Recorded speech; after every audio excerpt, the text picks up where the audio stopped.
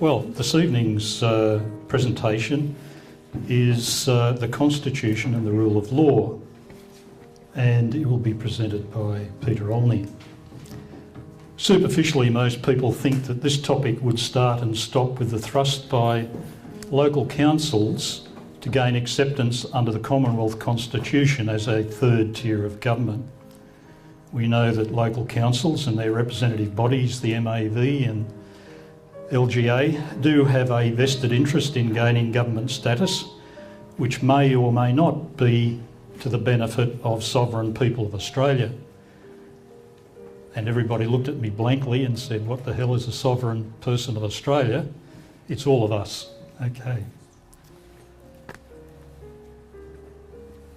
Much of what is being pushed into the media by local councils has much rhetoric, but little fact or substance.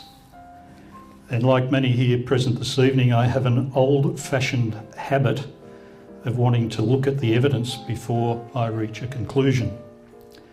So in many ways, you'll find the factual evidence provided by Peter to be something of an eye-opener. And without letting too much out of the bag, we have more constitutional problems than I had thought we had.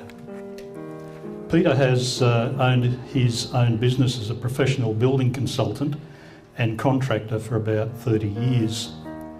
He has had an interest in the political scene for a similar period. Back in the 70s, Peter kicked off as the foundation president of Call to Australia. Peter's objective is to provide factual knowledge on the Constitution and on some of the current difficulties in this area. Peter has asked that questions might be held over until the end of his presentation, when more than adequate time will be available for questions and answers. Ladies and gentlemen, Peter Olney. Thank you, Colin.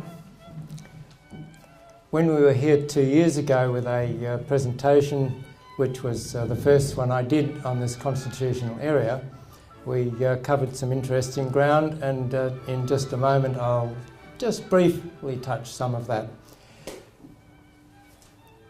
We're looking at what is the rule of law, and we're looking at the question of the rule of law for governance. Many of you think of the rule of law being the little laws that you always have to obey. The bottom line to the rule of law is really, how are we governed? And one of the things that affects us in government is the Constitution, in how that establishes the running of our country. Back then, we looked at a simple exercise, and that exercise dealt with the idea of a car and a trailer or caravan. And we were looking at the fact that without a battery you didn't have any lights working, and without proper wires and connections and lamps you don't have any glow out the other end. And we were saying that the law structure of our country is like that, because there is an original power, which is or authority given to this country. Thank you. Given to this country through the Imperial Parliament of Britain. And when you look at the Constitution, maybe that could be the switch at the steering wheel. You look at the details of Parliament, at the connection between the two, and your globes out the other end being the enactment of a law that comes through Parliament in a bill. If any one of those things isn't working, we were explaining that the light doesn't go on if you're looking at the electric system of the car, and equally the law doesn't become a law if something's wrong along the way there too. One of the issues that we will be looking at tonight is that very question of what might go wrong in this area of the Parliament, and so we will touch base with those sorts of things in a moment. The state has in fact a constitution as well. So this is a State of Victoria constitution. So how come we have two constitutions? Two sets of documents. Down here at the bottom, we've got Commonwealth at the bottom. Why were two sets of documents done? Well, it was trying to fool you that that was okay. They could pass the Act in England, and it was okay to pass the Act in Australia because the Australian Commonwealth could now do that. We're part of an independent nation. Well, hang on a minute. We're an independent nation with sovereign people. The sovereign people have control over their constitution. The constitution says we are under the British Crown. If there's going to be a change to the British Crown, we the people have to give the tick to the change. If there's going to be any constitutional change in the structure of our lawmaking, in the structure of our courts, in the structure of the way Parliament operates, we the people are the only ones who can give the authority or the approval. We the people are the only ones with the authority to give the approval to those changes. That requires a constitutional referendum. We haven't had one. So what's this Australia Act 1986 Imperial actually doing? And we'll come then to the question of the Australia Act 1986 Commonwealth again. When the Imperial Parliament passed its law in Britain, that was a fact with authority. And Britain stood back from any lawmaking at all, any involvement with Australia at all. We'd already lost the Privy Council, appeal to the Privy Council, and now we're losing the opportunity for royal assent to be considered in a proper way through the constitutional setting where Britain still had an involvement. Guess what? The representative of the Queen is the Governor-General at the Commonwealth level, and the representative of the Queen at the state level is supposed to be the Governor. But now we've not got the Queen of the United Kingdom providing her representative. We've actually got the Queen of Australia involved since 1973, which means, well, who the heck's this Governor-General and who the heck's this Governor? Are you following what I'm saying? Seeing a few nods. We've got problems. I've used the word hiatus or void.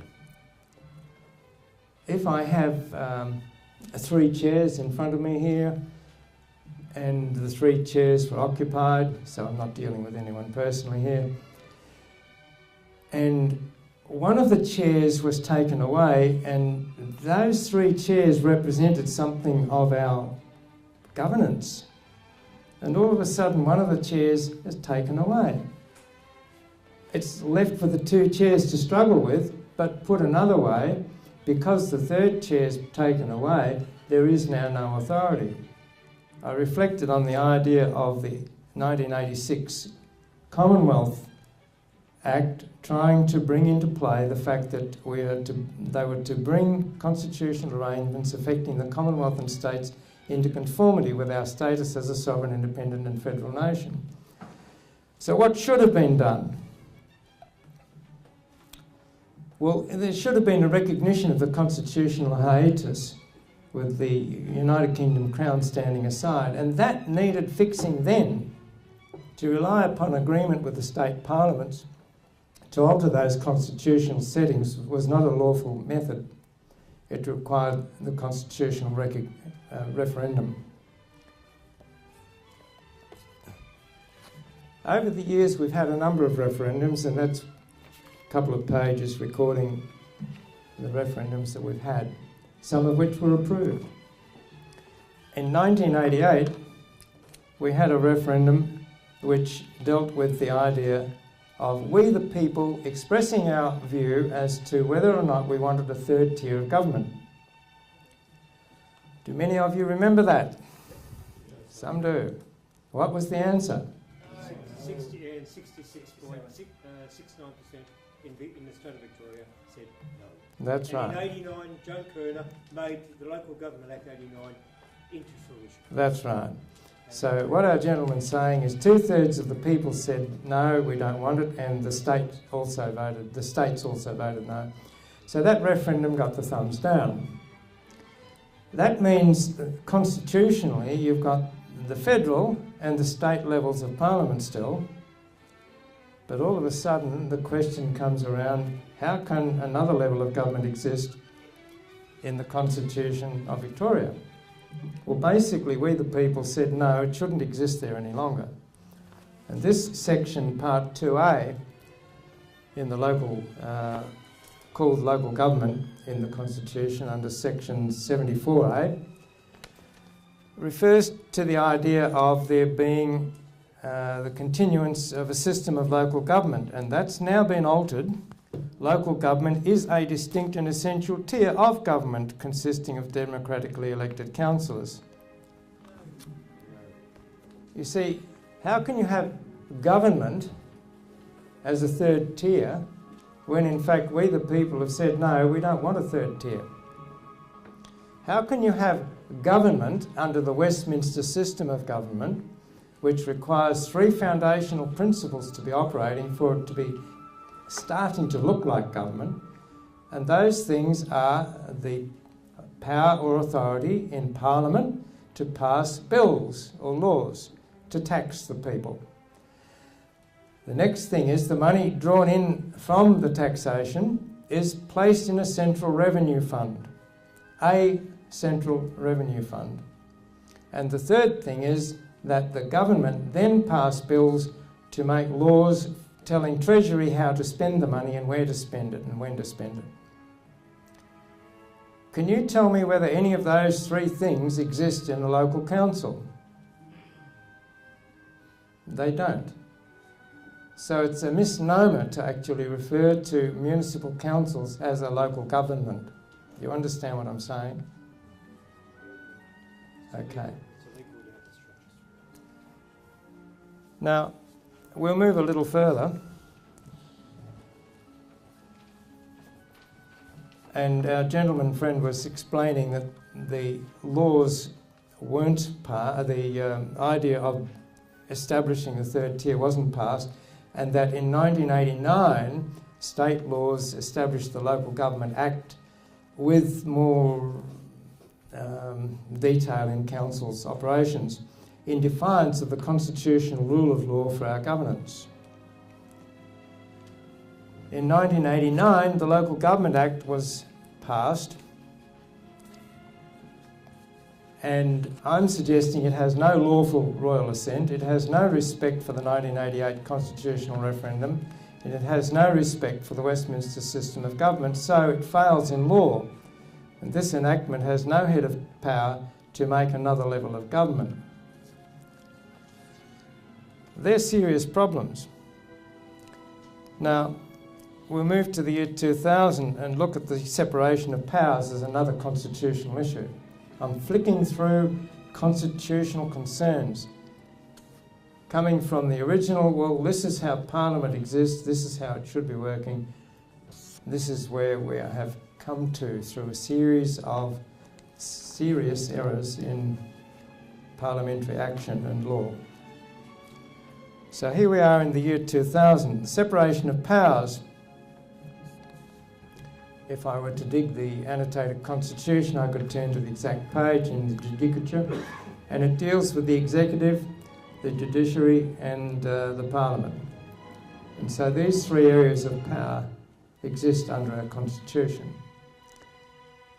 Presently, the separation of powers became an issue in the year 2000 as the Department of Justice became a corporate entity managing or controlling a court system, including tribunals, VCAT. Now, the Supreme Court Justice, Marilyn Warren, provided a public lecture in the University of Melbourne on the 1st of May 2012, and this is a transcript of some of her material. And she expressed then that the courts were finding themselves as a mere business unit. She went on to say, the development of law and order as a political topic overlooked and pushed to one side the traditional role of the rule of law. She moved on to say that the Department of Justice is known as Business Unit 19. That's an exciting existence. And it affects the separation of powers because the executive government is now more involved in the control and management of the courts. How can you say the courts are independent when that's happening? You can't. Another example in 2000, the Legal Practice Act 1996 in Victoria was altered by the Courts and Tribunals legislation. Now this might sound all well, going over your head and that sort of stuff, but wait a minute. Why do I bring this to your attention? Because it removed the oath of the Constitution and it put in place a different oath. Just before I go there, here's some material on ABN numbers for courts and the State of Victoria department. State of Victoria is known as a department and it has business names as well. And one of them is Love Yourself Beauty. That's a business name in the official documents. Don't laugh, it's serious. The Age ran an article on the corporatising of the courts upon the retirement of the previous Supreme Court Chief Justice of Victoria.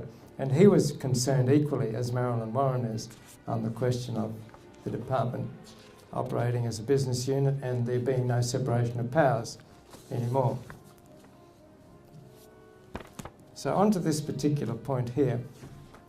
The Courts and Tribunals Legislation Act brought an interesting piece into play at this point 3, section 3. It says that the old oath is to be substituted for a new oath, and the new oath is this, that the court, the oath of allegiance no longer required, and the court is to take an oath of office or make an affirmation of office in the form required by the court. Now, constitutionally, there is only one oath. Even the Victorian Constitution, as badly as it is written and set up, reflects on the fact that the oath is to be allegiance to the Queen, who is the Queen of the United Kingdom and of this state of Victoria. I'm reading there.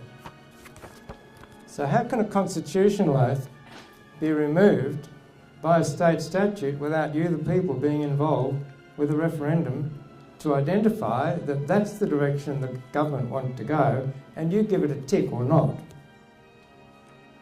These are issues that have been rolling through for quite some years.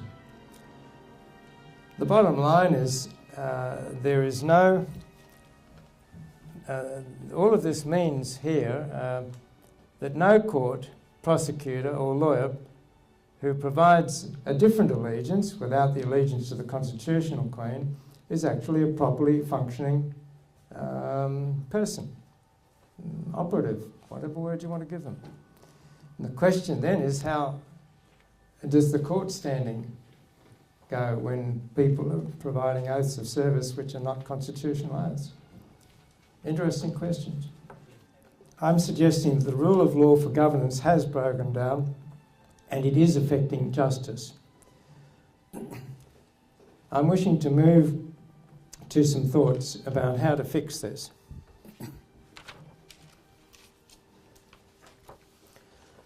One of the things is to respect the sovereignty of people, and that was provided in our Constitution, and the framers of the Constitution were very clear, recorded in Hansard. And they say, we have provided for a judiciary which will determine questions arising under the Constitution. Now that's the High Court. And with all other questions which should be dealt with by a federal judiciary and or any state courts which the Constitution reflects as being relevant still.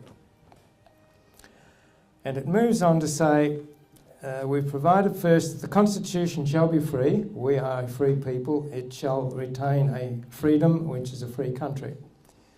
Next, that its government shall be by the will of the people. In other words, you elect government and the government should respect your will. And that means if you write a My Will letter to a parliamentary representative, your member, your local member, he should respect your My Will letter. That's the constitutional position. And thirdly, that the Constitution shall not, nor shall any of its provisions be twisted or perverted. What? Wow. I've just walked you through a few twists and perversions. called corruptions. And the current Victorian Attorney General has assured me that when the Corruption Committee comes into play, they'll be looking at all sorts of corruptions. Why are you laughing? You shouldn't be.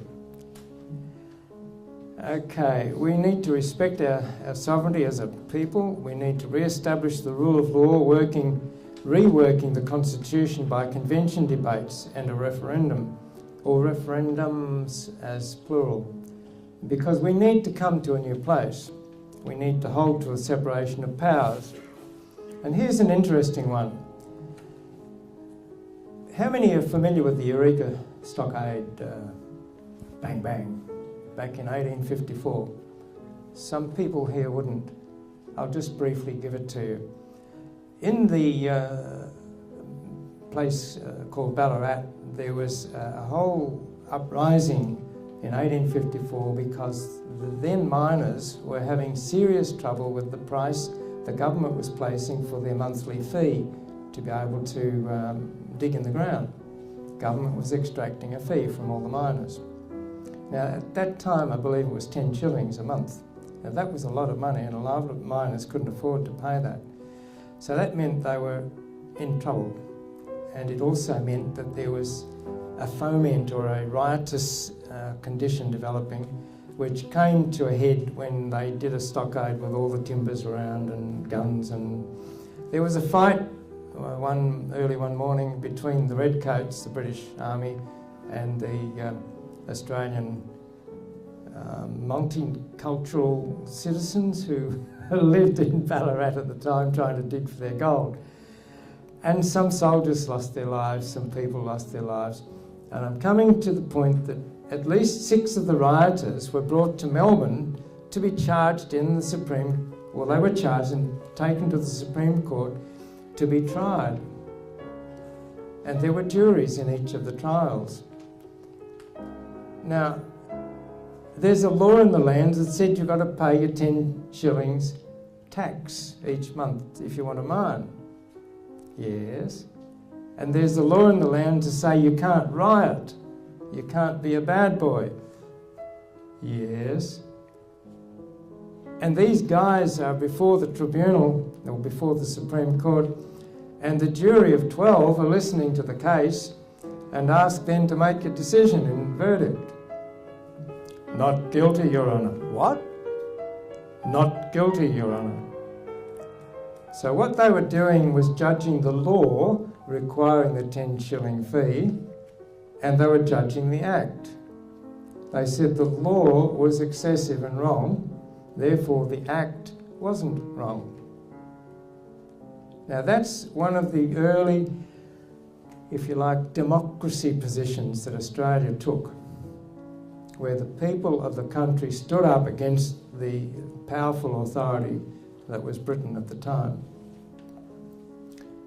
So, trial by jury of 12 peers to judge the law in the case or cases that are before the jury and come up with a verdict.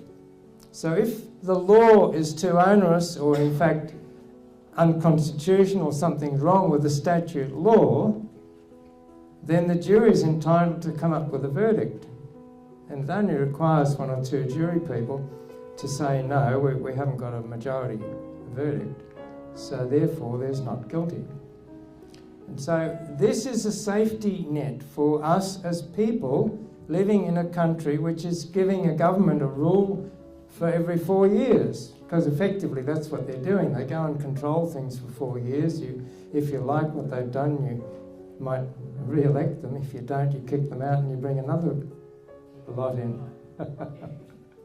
So the issue here is there's a safety valve in proper trial by jury if the courts will only recognise that. Now our constitution in Australia sets up in section 80 for trial by jury. It doesn't specifically identify that it should only be in criminal cases for 2 years or more of possible confinement in jail. And so we need to look again at this whole question and challenge the courts as to how they are in fact operating unlawfully in this sense. And the original early laws of the land that came from Britain to Australia support exactly what I've just told you. The state courts must hold to existing constitutional law, otherwise I'm saying we will continue in anarchy. I'm saying otherwise anarchy. I'm saying we are in anarchy in some senses now because people are getting very upset at what's been unfolding the last decade or so. And councils as body corporates need to operate, I'll go back to that, and stick to the core services for a fair price. They are not government just able to bring and do any sort of service that people might cry for. That's state government responsibility. It's not local council responsibility. If you want to deal with what is the responsibility of your local councillors, then ask them to advocate to a higher level of government to get something done.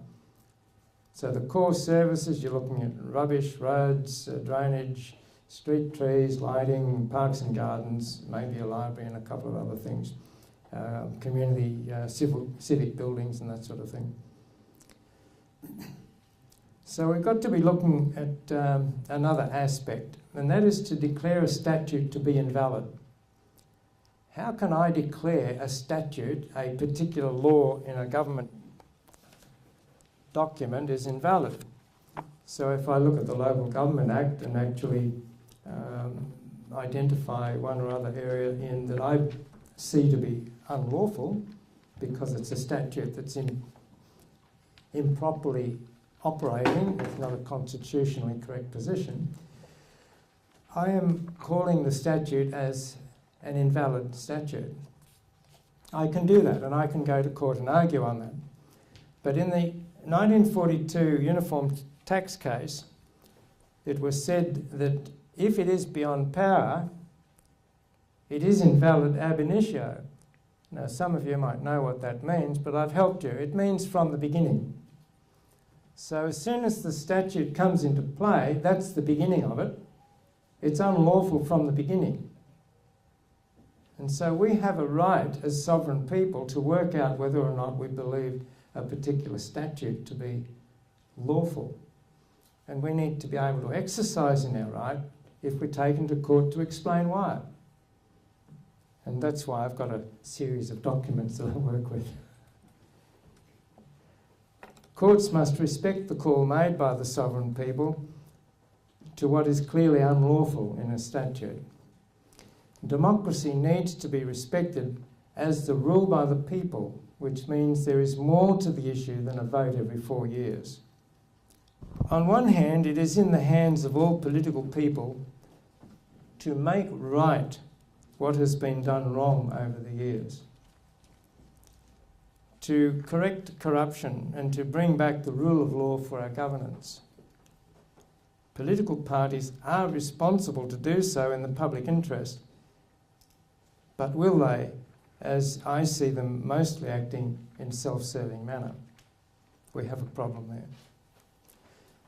On another hand, it is apparent that democracy, as I've tried to define it, is actually a mess. It's been messed up by politicians with limited consequences.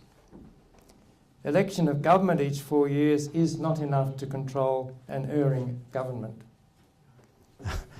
Peter, this situation we're in, I mean, it seems like we can sort of tinker with the system and dictate, or instruct is the correct word, our representatives to rejig the system.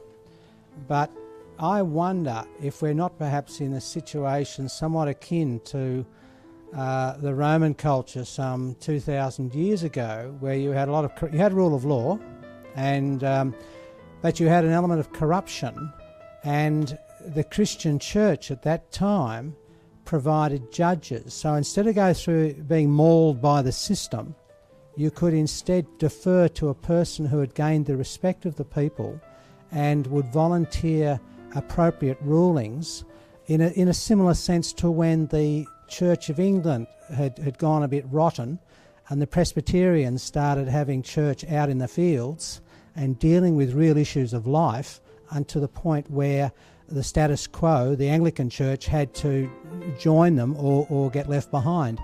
Yes, thank you. Your point is very good. And it is a point that does exercise my mind, and without telling tales out of school, I'm looking with others at that issue. Okay, thank you.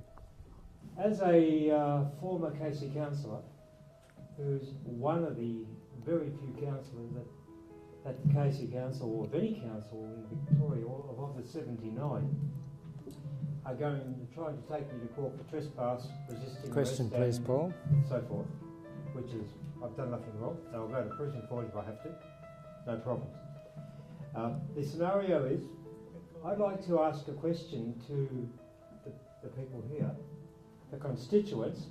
What do you see as the major changes if the Local Government Act were to stay in place? We know it's illegal. With 66.69% stating in 88 we didn't want it, yet Joan Kerner went against the people in 89 and brought in the Act. Thank you, Paul. I'd like to hear from the people around sitting in the chairs here in the room. What do you see as perhaps the major changes to the Local Government Act to make the state of Victoria and all its councils accountable, visible and transparent, as well as democratic, to the constituents from now on? Negotiable contracts. I hear one comment there, negotiable contract. I have sought to bring that point to Whitehorse Council. The reality is, I've said, where is the specific agreement that I have with you when it comes to me and my property, to be able to provide specific services as well. In other words, specific services, specific agreement for a fair price. That hasn't come back to me with any result. They've sat on their hands and haven't given me an answer that is specific. I have consistently had, over a period of 2 years, a response which said we are running by the Local Government Act and we are running by the Constitution Act 1975. And that's what I call the council mantra. Now, Paul's putting forward the question as to what councils should be doing, and he's asking you. I've already given an idea, and that is core services. And I think you would all agree with that, would you? Yeah. Core services. Thanks, Paul. So the issue then is, how do you get the change to the Local Government Act? Now, Paul made a statement that it's an illegal document. There's a sense with which I could probably agree with it, but there's a sense with which I must make the statement that the way the Acts Interpretations Act works is that parts of the Act which are unlawful, for whatever reason, get flicked. Parts that are lawful stay. And the point then being, you can't just broadly say the Local Government Act's unlawful or illegal. Next question, please. Yes. Can you... John Wilson. Can anybody hear me? There's one here. I'll repeat the question, John. Okay. You talk about course services.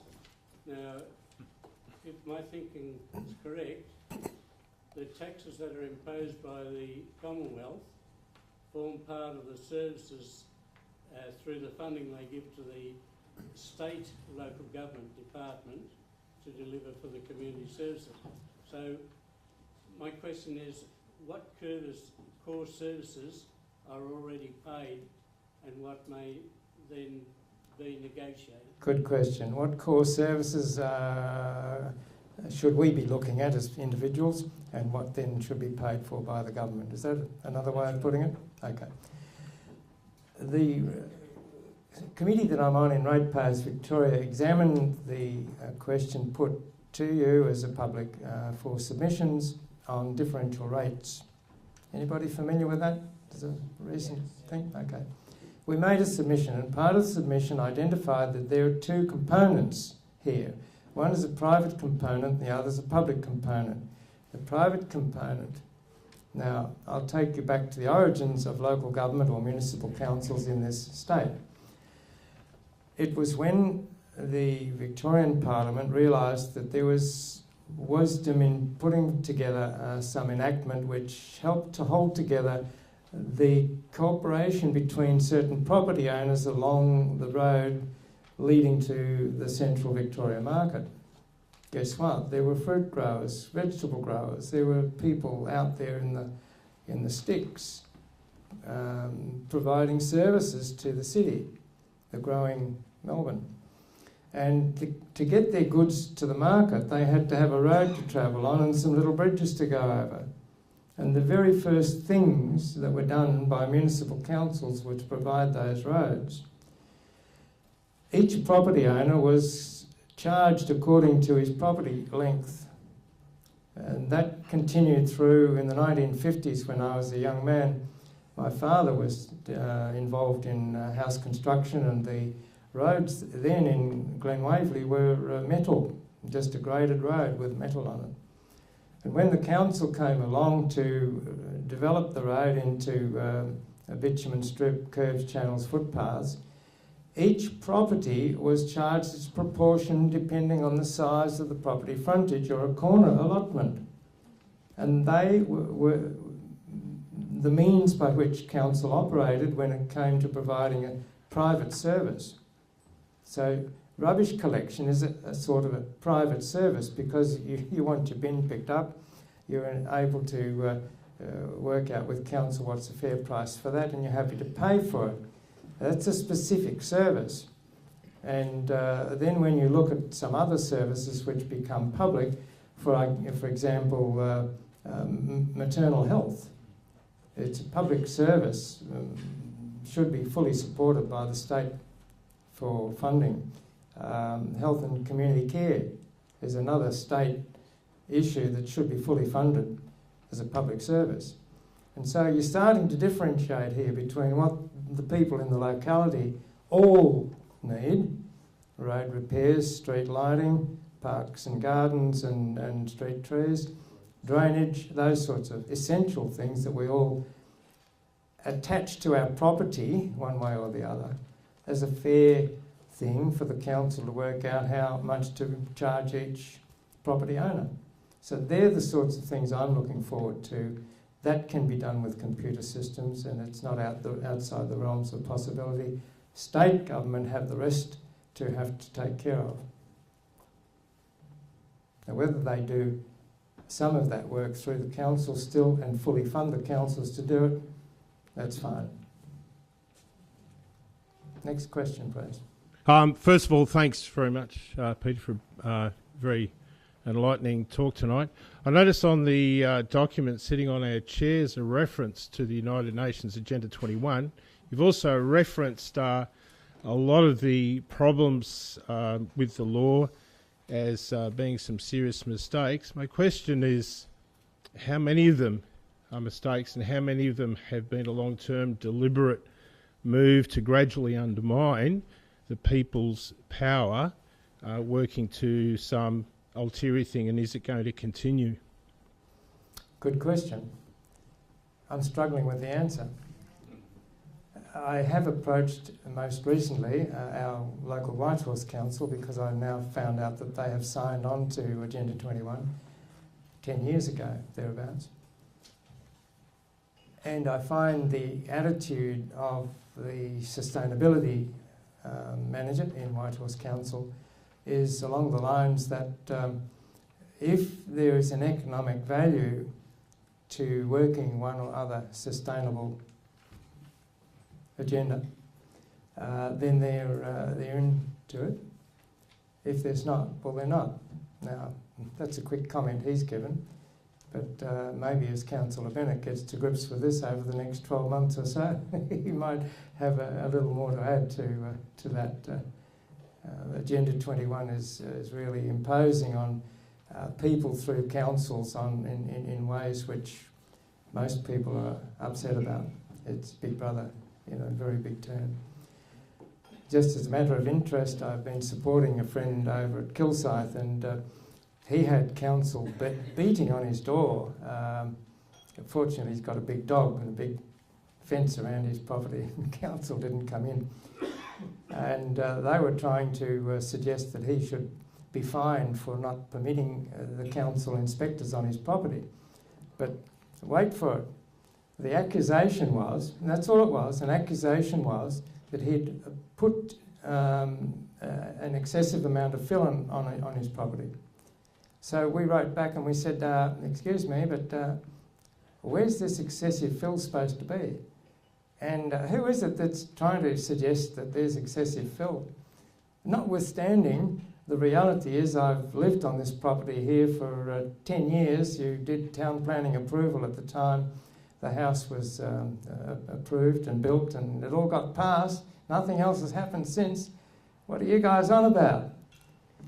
We finished up with an apology from the council in writing, humbly expressing that they were wrong and wanting to back out. It's that sort of thing going on with environmental planning, environmental acts and sustainability stuff. Not happy, not happy. You see, the rate notice coming to you is called a tax invoice. The issue you have to determine in your own mind's eye is whether or not you gave the council consent to charge you for any services and what that might look like.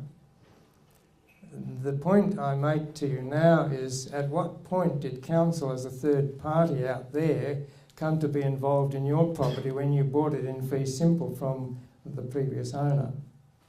How did council get involved? So there's an issue there you've got to look at. In other words, how did council establish a liability they felt you had to them? So that's a very legal question, but it is nonetheless one the Local Government Act doesn't answer. Hello, Peter. Thank you very much for your presentation tonight. I'd like to ask you, back in 1973 or 75, about the Wineki person you're referring to with the Queen of Australia. Was the Queen of Australia, as in the words Queen of Australia, is that maybe a trademark or just a name that was put forward through which power was given so to enact this Wineki person, or? Okay, let's try and handle the Queen of Australia question. Firstly, the Imperial Parliament had no further intention to pass enactments dealing with Australia. And so there would be no act in Britain which identifies the Royal Styles and Titles Act change 1973. It's only a Commonwealth Act. Having said that, I have to ask you this question. How many here might in fact be involved in more than one business, and therefore a director on business A and a director on business B? If you're not, it doesn't matter. I'm going to make this point to you. As a director on business A, you can't involve business A affairs in business B, and vice versa. So the issue now is, on one hand, the Queen is known as the Queen of the Commonwealth. Okay, I've got no problem with that. On another hand, the Queen has been known as the Constitutional Queen, which is the Queen of the United Kingdom of Great Britain. But now we're looking at another hat called the Queen of Australia. And I mentioned earlier there's no authority to the Queen of Australia Act, the Royal Styles and Titles Act. There's no authority to that at the Commonwealth level. And so really, what hat does she wear? Constitutionally, she should wear the Queen of the United Kingdom. But because Britain stood aside with the Australia Act 1986, clearly at that point in time, she also stood aside. And so that's left a big constitutional hole that's never been filled with a referendum approval of the people in any one way or the other. Peter, some time ago you mentioned that you didn't think all of the Local Government Act of 1989 was necessarily invalid.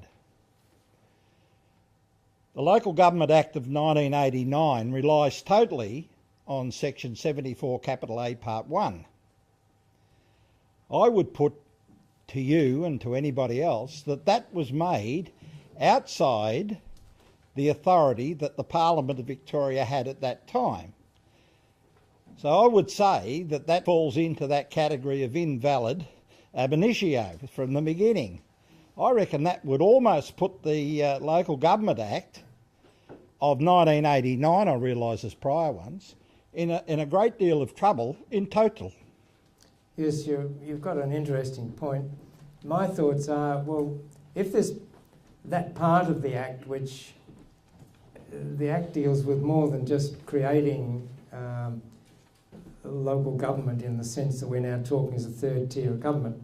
There is more in that Act than just that. And so the question really is what might be left, and if that part's invalid, then, and maybe some other parts are even invalid, then what might still stand in law? Well, you've got an 1855 constitution. Yeah. You've got some other municipal enactments along the way. Yes. What therefore might still stand in law. The point I'm making is the 1989 Local Government Act would be the one that would be in trouble. I know. The 58 one or the 56 one would stand fine, but the 89 one, in total, I would submit, would be in a great deal of trouble. I wasn't trying to labour the people with that amount of detail.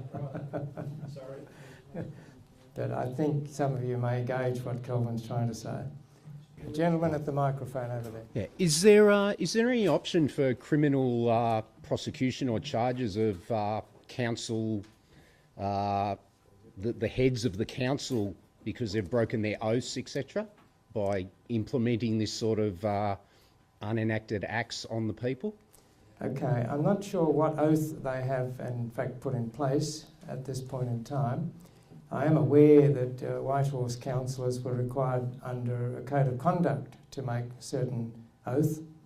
But in terms of the CEO at Whitehorse, I'll track you back to how I handled it, and that was going to insist that certain understanding exists with some of these legal areas that I've been opening up to, and therefore council's got a problem to charge me rates. And she then wrote, well, if I didn't pay my rates, then she would come ultimately and claim my house and recover the rates. And I have responded to that and said, if you are acting illegally in doing what you're doing, therefore you are actually causing a demand for money with menace, which is a criminal offence, and therefore 3 years jail to her. That's on the books right now. Oh, it's a question and a statement. Hello, Peter. Thank you very much. To everyone, I want to say that I've taken the responsibility of not paying my rates under the compartment of capital improved value on my house.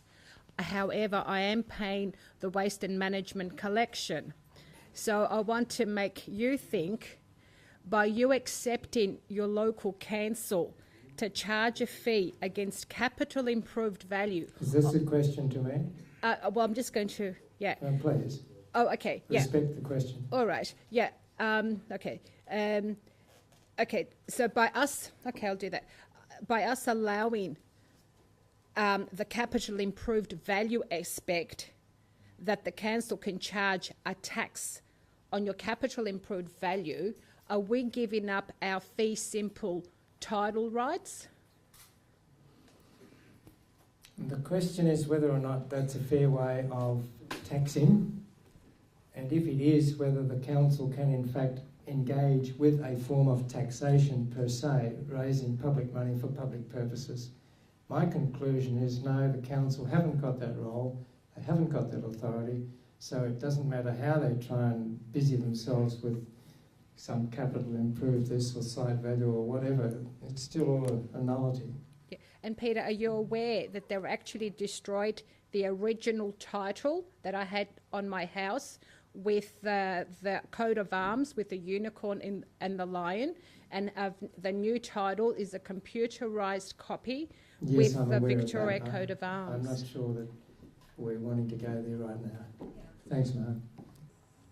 I think we can all see that the rule of law is a relatively complex area.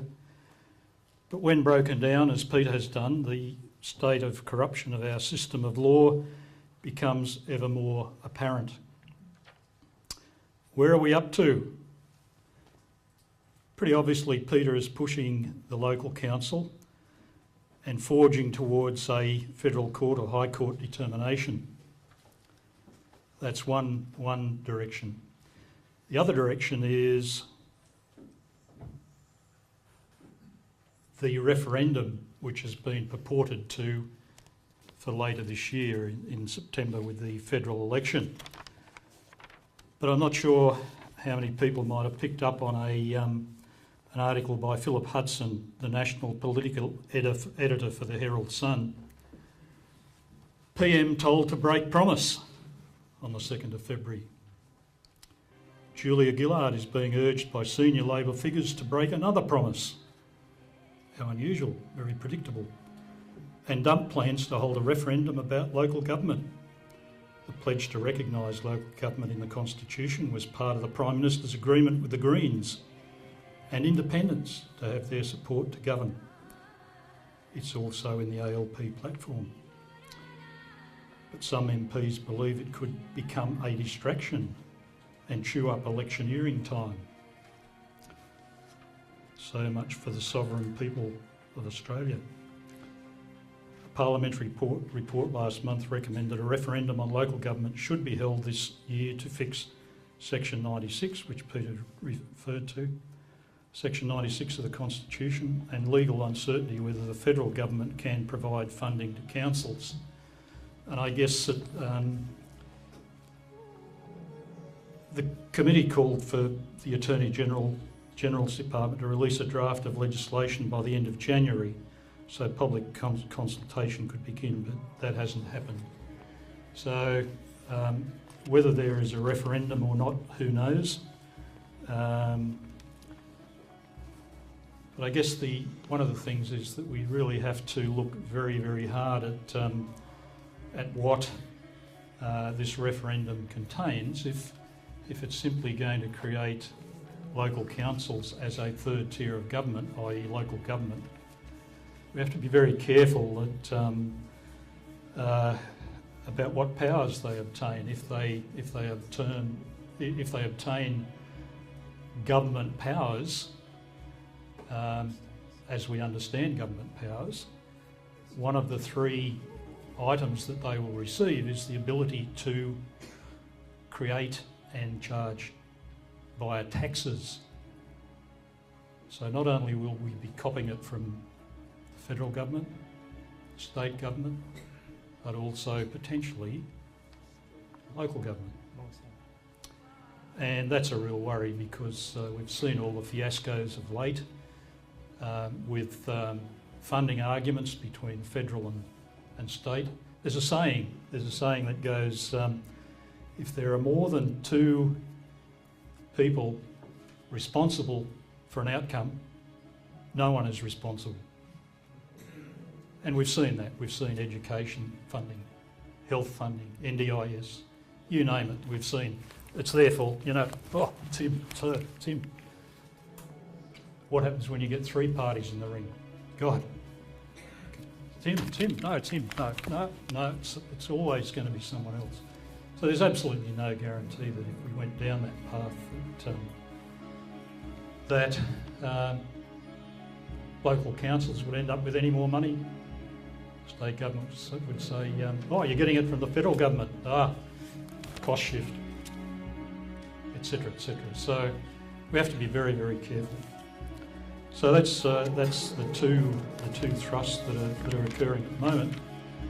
So I thank Peter on your behalf for his rigour in sticking to the facts, trying to keep the opinion out of it, so that we, the sovereign people, and now you know who the sovereign people are, can make our own informed decisions. Thank you, Peter.